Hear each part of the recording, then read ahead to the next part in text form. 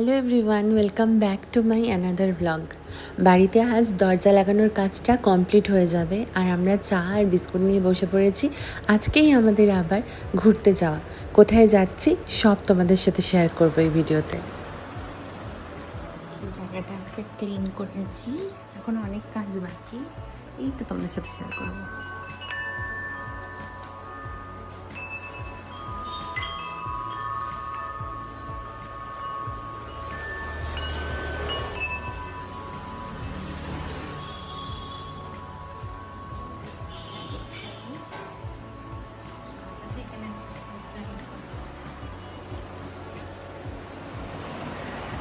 এইবার আমি একদম প্রিপেয়ার নই ঘুরতে যাওয়ার জন্য, মানে প্রিপেয়ার নই বলতে কীরকম, অন্যবার তবু আমি একটুখানি হলেও, এইবার রিবি সব প্যাকিং করেছে, আমি জানি না ও কী নিয়েছে কি না নিয়েছে, তো একবার লাস্টবার একবার দেখতে হবে।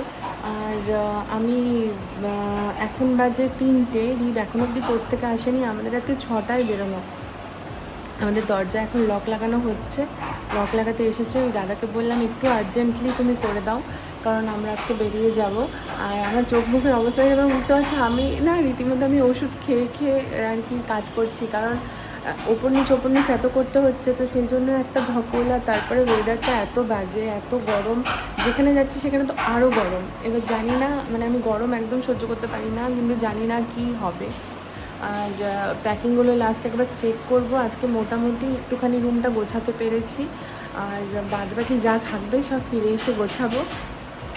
আর দেখি রিব এখন কখন আসে, ও এলে আরও কটা কাজ আছে। আমি যেহেতু কোথাও বেরোতে পারলাম না, পার্লারে যেতে পারলাম না, তাই একটা দিদিকে ডেকেছি বাড়িতেই, একটুখানি টুকটাক যেগুলো আমি করি, যদি যতটুকু যা করতে পারি, মানে চোখ মুখের যে অবস্থা, এই নিয়ে যাওয়া ঘুরতে তো মানে একটা বিচ্ছিরি ব্যাপার। তো যাই হোক, আজকেই বেরোনো, তাই আমি প্রতিবারের মতো এইবারও আমাদের জার্নির প্রথম দিনের ব্লগটা করছি তোমাদের সাথে। দরজা লাগানোটা কমপ্লিট আগে হোক, একটু রিল্যাক্স হয়ে যেতে পারবো।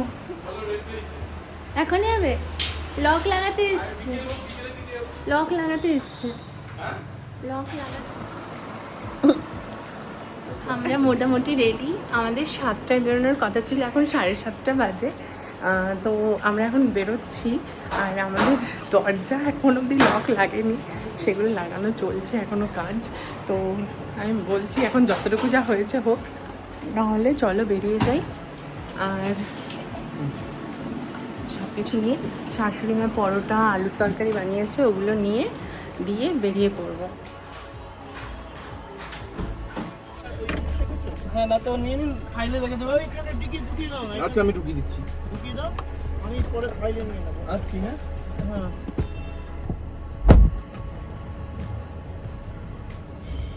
Tata tata.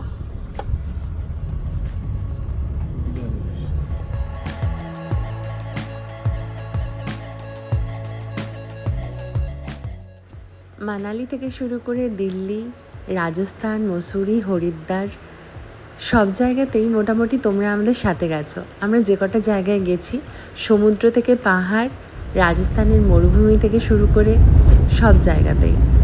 তবে এইবার যাচ্ছি একটা অন্য জায়গাতে, একদম অন্যরকম একটা অভিজ্ঞতা। সেটা হলো জঙ্গল এরিয়াতে।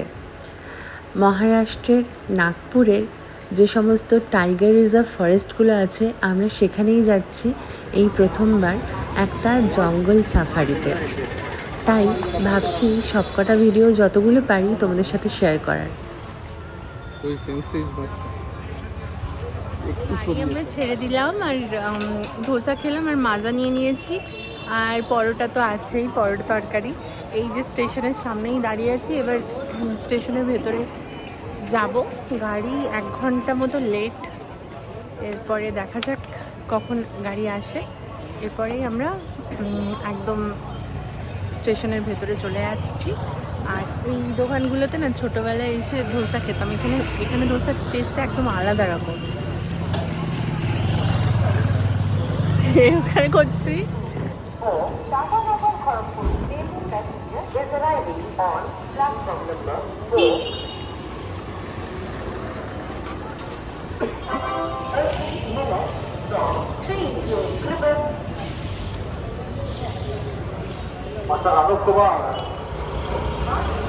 কোনটা? আমরা 45 কিলোমিটার এলাম। আমরা 45 কিলোমিটার এলাম। কি আছে প্রচুর। খড়গপুর থেকে।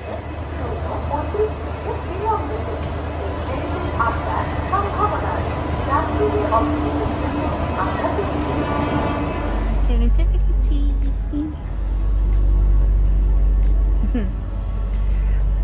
এখন অবধি ছাড়েনি খড়গপুর স্টেশন। আর বেশ ভালো সিটি পেয়েছি আমরা, কিন্তু সেইবারের মতো ওরকম পাইনি। ঠিক আছে, ডিসেন্ট। ডিসেন্ট, হ্যাঁ ভালো। 1 2 রিপকে উপরে পাঠাবো।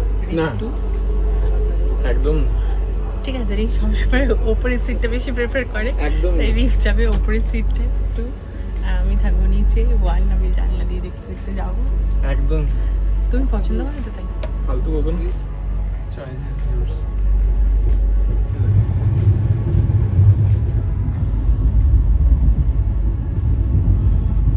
বড় ক্যাম্পাসটা গো। ডিনার বল। চলো তবে আজকের মতো ব্লগটা এখানেই শেষ করি। কালকে কখন পৌঁছাচ্ছি সমস্ত কিছুটা শেয়ার করব পরের ভিডিওতে। টাটা।